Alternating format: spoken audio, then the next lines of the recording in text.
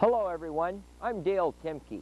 For much of my life, I've made my living from Puget Sound and charter boat fishing in the Straits of Juan de Fuca at a CQ, Olson's Resort. Maybe you've heard about it. The time for action is now. We are running into these abandoned nets. We call them ghost nets. What is a ghost net? I'm holding one right here. You see how transparent it is? That's the problem. It's floating free on the surface of the water in many cases, or it's in these estuaries where I'm standing right now getting ready to put my boat in the water. The time for action is right now. We have the summer months happening with the spawn of the fish and also the migrating of the birds, and this webbing that's laying abandoned along the shoreline are actually a big threat whether they survive or not to mention our salmon that are spawning. I'm looking for sponsors like you to come aboard with me and to really focus on what's needed. Let's break this down into small steps so that everybody's focused and we're working towards the same direction, and that's removing this derelict gear. King 5 TV recently broadcast just one example of us in the habitat working together as a team removing this derelict gear. And that many times we had big trucks with cables pulling the netting right out of the habitat. Ghost nets, not a figment of the imagination, but devices actually floating out in the ocean and along our coastline, trapping and killing all kinds of animals. A few weeks ago, we showed you dramatic pictures of the damage ghost nets are causing our environment. Well, tonight, King 5's Deborah Feldman shows us an effort now underway to get rid of at least a few of these things. These men spend much of their lives in and around the water. But today, they're not reeling fish in. Instead, they're volunteering their time and energy to keep them free. The important thing is just to get it out of here. Their mission here is to cut loose and dispose of several large commercial fishing nets recently discovered on a tidal flat. Probably the easiest way to go about this, at least in my experience, is just to take a pair of scissors and just start. A local sport fisherman, Dale Temke, found them. These nets, the most important thing here is that we have endangered fish, and as these fish migrate into the habitat, this is stopping our endangered fish.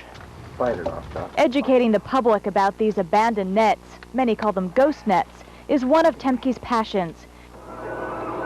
He's documented some of his finds, including this net that trapped and killed seals, otter, and seabirds.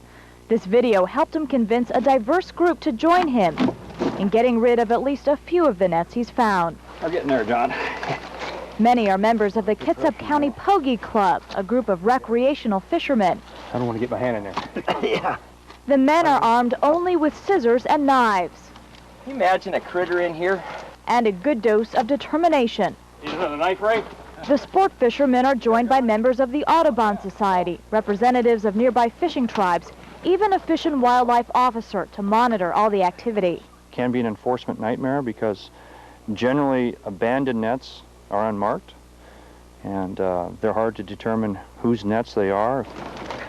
The volunteer perhaps most affected by this experience is Kevin George, a member of the Suquamish tribe and a fisherman who used gill nets like this one for several years. That's why I'm here, is because I know the magnitude. I've traveled all over and I've been everywhere fishing, and you know, I've seen the devastation and I've seen these nets everywhere, and it's really appalling. Hey, look at this! The work is hard. It takes nearly a dozen men to cut the tangled net from the abandoned barge. Come on, big fish. We got it! Further down the beach is another net. This one is smaller, but it looks a lot more deadly. Disgusting. Repulsive. This net is full of decomposing fish and sea life. We have a survivor in the net. CPR, quick! The men do what they can, cutting free a few crabs still clinging to life. There we go, we've saved a critter. Unlike the bigger net, this one has a buoy still attached with the name of its owner written on it. We'll contact this individual, hopefully through the tribe, and see if we can't find out what happened here. have not witnessed something as awful. I think it's such a sad commentary that these things happen. It doesn't matter where the source is. That shouldn't happen. Let's see what we got here. The sight of these nets is depressing, but Kevin George is leaving this spot feeling hopeful for the first time in a long time. It really feels good. It really does, knowing that, you know, that we're making an effort, and it's not just any one individual. We have a consortium of people here that represent a lot of different folks. People with differing backgrounds, but a common goal. All together agreeing on, let's get this stuff out of the water. On Puget Sound, Deborah Feldman, King 5 News.